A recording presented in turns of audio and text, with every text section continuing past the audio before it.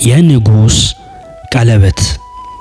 ይሄ ትረካ እመቤታችን ቅድስት ድንግል ማርያም ወደ ቤተ መቅደስ የገባችበትን ሐሳብ መሰረት ተደርጎ የተጻፈ በሊቀ ሊቃውንት ስምዐኮነ መላእክት የተዘጋጀ ሐሳብ ነው።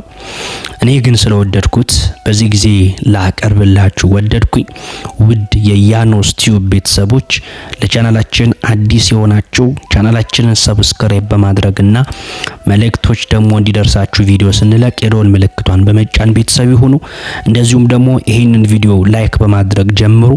ያኖስ ቤተሰቦች ሆናችሁ ደግሞ ካላችሁ ሐሳባችሁን በኮሜንት በማስቀመጥ ይህንን ቪዲዮ ላይክ አድርጎ በመጀመር እንደዚሁም ደግሞ ሼር በማድረግ አብራችሁን ቆዩ።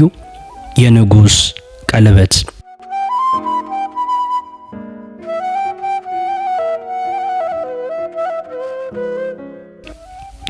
እግዚአብሔር የሚወደውን ስጦታ ራሱ ዛሬ ተቀበለ። የማያበድሩት ባለጠጋ፣ የማይሾሙት ንጉስ ነው። ነገር ግን ቸር ነውና ሰውን ከመውደዱ የተነሳ ከሰው ስጦታን ይቀበላል። ሰውም በእግዚአብሔር ካለው መተማመን የተነሳ ከእግዚአብሔር ተቀብሎ ለእግዚአብሔር መባ ያቀርባል። ሕፃናት ከወላጆቻቸው ገንዘብ ተቀብለው ለወላጆቻቸው ስጦታ እንደሚያቀርቡት እንደዚሁም ደግሞ እግዚአብሔርም የሚወደውን ስጦታ ራሱ ዛሬ ተቀበለ ከኛ ከልጆቹ። ዛሬ ወደ ቤተ እግዚአብሔር የቀረበችው ስጦታ እመቤታችን ቅድስት ድንግል ማርያም ናት። ፀሐይና ጨረቃ በተፈጠሩ ቀን መላእክት በእልልታ ለእግዚአብሔር ታላቅ ምስጋናን አቅርበዋል። ዛሬም እመቤታችን ወደ ቤተ መቅደስ ስትመጣ መላእክት አመሰገኑ። በሰማይ ካለችው ፀሐይ የሚበልጥ ብርሃን ያላት ፀሐይ ዛሬ ተገኘች። ከመላእክት መካከል የሚያሸበሽብ ነበረ፣ የሚዘምርም ነበረ። እያጠነ እስከ ቅድስተ ቅዱሳን ድረስ የሚከተላት መልአክም ነበረ። ምግቧ ሰማያዊ መሆኑን ለካህናቱ ለማስረዳት ከሰማይ መና ይዞላት የመጣ መልአክም ነበረ። አዲሲቱ ቤተ መቅደስ በአሮጌው ቤተ መቅደስ ገብታ ልትቆይ እግዚአብሔር ወደደ፣ ፈቀደም። ከሙሴ ታቦት ትበልጣለች። ነገር ግን የሙሴ ታቦት ወዳለችበት ቅድስተ ቅዱሳን ገብታ ተቀመጠች። በዓለም ውስጥ አልዘገየችም፣ በ3 ዓመቷ መታለችና። ኢያቄምና ሐና የከበረች ዕንቁ በቤታቸው አገኙ። ያችን የምታበራ ዕንቁ አምጥተው ግን ለእግዚአብሔር ሰጡ። ሰሎሞን ከሰራው ቤተ መቅደስ የሚበልጠውን ቤተ መቅደስ ዛሬ ሐናና ኢያቄም አምጥተው ለእግዚአብሔር ሰጡ። ያ ቤተ መቅደስ ምንድነው? ናቡከደነጾር የሚያፈርሰው አይደለምን? የማትፈርሰው ቤተ መቅደስ እነሆ ዛሬ ተገኘች። ያ ቤተ መቅደስ ኃጢአተኛ ሊቀ ካህናት ገብቶ የሚያገለግልባት አይደለምን? ይህችኛዋ ቤተ መቅደስ ግን ተመልከቱ፣ ያለ በደልና ያለ ኃጢአት እንደ ሰው አደገ የተባለው ኢየሱስ ክርስቶስ ገብቶ የወጣባት ቤተ መቅደስ ናት።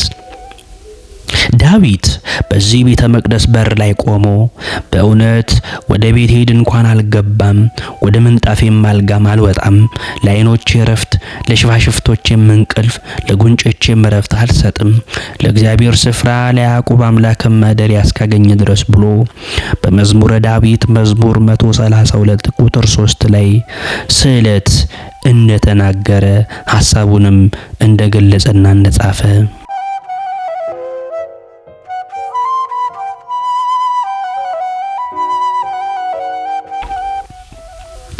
ይህንን ጸሎት ቆሞ ባቀረበበት ቤተ መቅደስ ደጅ ላይ የቆመችው ዳዊት በትንቢት ሲፈልጋት የነበረችው የያዕቆብ አምላክ ስፍራ ናትና። ሊቀ ካህናቱ ዘካርያስ የቤተ መቅደሱ በር ላይ ማን እንደቆመ ባለማወቁ ወደ ውስጥ ከመግባት አዘገያት። ምግቧ ከመላእክት ዘንድ እንደሚመጣላት ባለማወቁ ስለ ምግቧ ነገር ተጨነቀ። ዘካርያስ ሆይ ቤተ መቅደሱን የምታከብርልህን ታቦት ማዘግየት ስለምንድን ነው? የአሮንን በትር በፍጥነት ተቀብለ ወደ ቅድስተ ቅዱሳን አለማስገባት ለምንድን ነው? በእናቷ በኩል የሊቀ ካህናቱ የአሮን በአባቷ በኩል የንጉሠ ነገሥቱ የዳዊት ልጅ መሆኗን አላወቅምን? ይህን ቤተ መቅደስ የሰራው ሰሎሞን አባቷ መሆኑንስ አልነገረህምን? ይህ ቤተ መቅደስ የሚጠብቀው ማንን ሆነና ይህችን ብላቴና አይደለምን? ካህናት ሆይ በዚህ ቤተ መቅደስ መመካት ከዚህ በኋላ የለም፣ እግዚአብሔር ለራሱ መቅደስን አዘጋጅቷልና። ሙሴ ሳላቸው ኪሩቤል በሚጋርዱት ታቦት በኩል የሚመጣልን የእግዚአብሔር ቃል አሁን በፊታችሁ በቆመችው በሰማይ ባሉ ኪሩቤል ክንፍ በተጋረደችው ታቦት በኩል በሥጋ ታዩታላችሁ። መልአኩ ፋኑኤል ይዞት ከመጣውና መና ይልቅ የከበረውን መና ከታናሿ ብላቴና የሚወለደው ነው። ካህናቱ ግን የሚከታተሉት መልአኩ ያመጣው መና ነው። ሰው ካላየው ይልቅ ባየው ነገር ስለሚማረክ ነው እንጂ የሕይወት እንጀራ ለሰዎች መብልና መጠጥ ሆኖ የሚሰጥበት ጊዜው ቀርቧል። እነሆ ብርሃንን የምትወልድልን ጎህ ከዚህ ቆማለች። ቀኑ መምጣቱን ልታስረዳን የአጥቢያ ኮከቧ በፊታችን አለች። ከሰው ተለይታ ከመላእክት ጋር እንድታድግ ዕለት ዕለት የመላእክት አገልግሎት ከማይቋረጥበት ቤተ መቅደስ ገብታ ልትቀመጥ መጣች። የሚያረጋጓት መላእክትና ሊቃነ መላእክት ስለሆኑ ከዚህ በኋላ እናትና አባቷ ተመልሰው አይመጡም። የአብ ሙሽራ ድንግል ውበቷን ለወደደው ንጉሥ ተሰጠች። የንጉሥ ቀለበት በዳጣት እንዴት ይቀመጣል? እመብርሃን እመቤታችን የንጉሥ ቀለበት ናት። ለዚህ ድሃ ዓለም ጌጥ ልትሆን አትችልምና በንጉሥ እጅ ተቀመጠች። እግዚአብሔር በምን አንደበት ልናመሰግነው እንችላለን? የሔዋንን መርገም በድንግል ማርያም በረከት ለወጠልን። መላእክት ያስወጧት ሔዋን መላእክት አጅቦ በሚያስገቧት በድንግሊቱ ተተካች። ምግቡን ወፎች ያመላለሱለት የነበረው አዳም መላእክት የሚመግቧት የከበረች ልጅ አገኘ። ከእንግዲህ በቤተ መቅደስ እንኖራለን።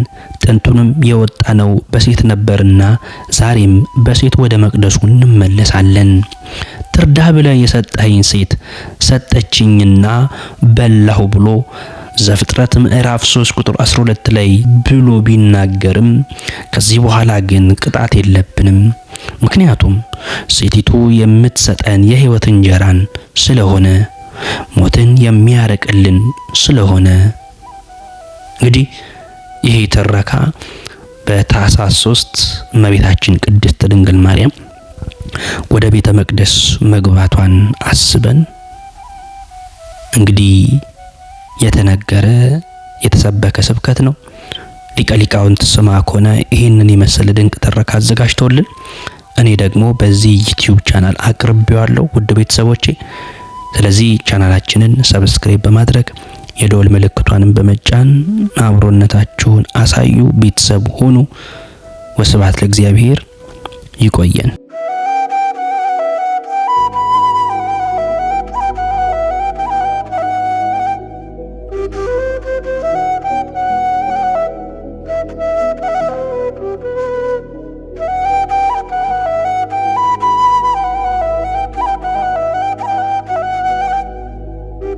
Thank you.